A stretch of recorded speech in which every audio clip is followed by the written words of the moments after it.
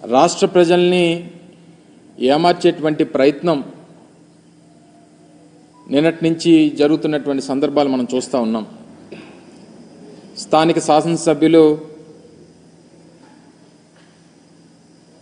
చాలామంది వారి కార్యకర్తల్ని అలాగే చాలామంది మీడియా సహచరుల్ని అందరినీ కూడా వారిని అందరినీ కూడా లోపలికి తీసుకొని వెళ్ళి చేసినటువంటి ప్రచారం, తర్వాత జరిగినటువంటి దుష్ప్రచారం, ఇవన్నీ కూడా ఒక్కసారి ప్రజల్ని ఆలోచన చేయమని చెప్పి కోరుతా ఉన్నాం.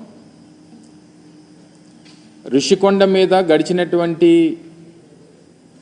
3-4 సంవత్సరాలుగా ఏ రకంగా దుష్ప్రచారం చేస్తూ ఉన్నారో,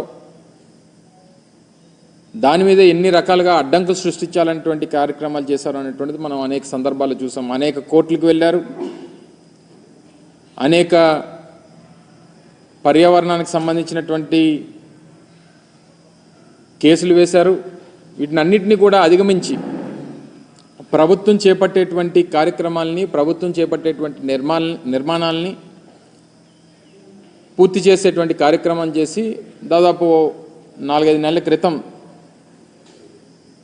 వాటిని ముహూర్తానికి సంబంధించి మంచి రోజు అని చెప్పి వాటిని ప్రారంభించేటువంటి కార్యక్రమాన్ని కూడా ఆ రోజు మేము చేయడం జరిగింది. అయితే ఇప్పుడు చేస్తున్నటువంటి దుష్ప్రచారం అంతా కూడా అదేవో సొంత భవనాల్లాగా, ఈరోజు ప్రభుత్వం వారు ఉన్నారు, ప్రభుత్వంలో వారు ఉన్నటువంటి సందర్భాలు, ప్రభుత్వం దాన్ని ఏ రకంగా ఉపయోగించుకోవాలనేటువంటిది చూడడం మానేసి రేపు రానటువంటి కాలంలో రాష్ట్రపతితో లేకపోతే గవర్నర్ గారో లేకపోతే ఇతర పెద్దలో వచ్చినప్పుడు దాన్ని ఏ రకంగా ఉపయోగించుకోవాలి అనేటువంటిది చూడడం మానేసి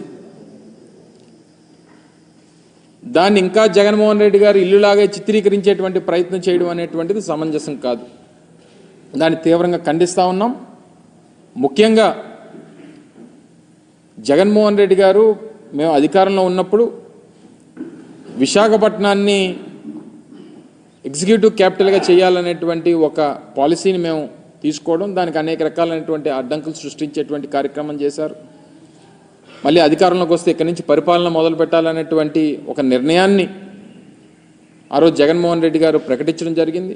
సరే, ఎన్నికల్లో వచ్చినటువంటి ఫలితాలు దాన్ని ప్రజాస్వామ్యంగా అంగీకరించి వారికి అధికారం వచ్చింది. సరే, వారు ఇప్పుడు నిర్ణయం తీసుకున్నారు, నిర్ణయం తీసుకున్న దాని ప్రకారం వారు చేసుకుంటారు. విశాఖపట్నం అనేటువంటిది ఉమ్మడి రాష్ట్రం ఉన్నప్పటి నుండి, హైదరాబాద్ రాజధానిగా ఉమ్మడి రాష్ట్రానికి ఉన్నప్పటి నుంచి రెండో అతిపెద్ద నగరంగా అభివృద్ధి చెందినటువంటి ప్రాంతం విశాఖపట్నం. దానికి సంబంధించి గతంలో మేము ప్రభుత్వంలో ఉన్నప్పుడు ఒక స్టేట్ గెస్ట్ హౌస్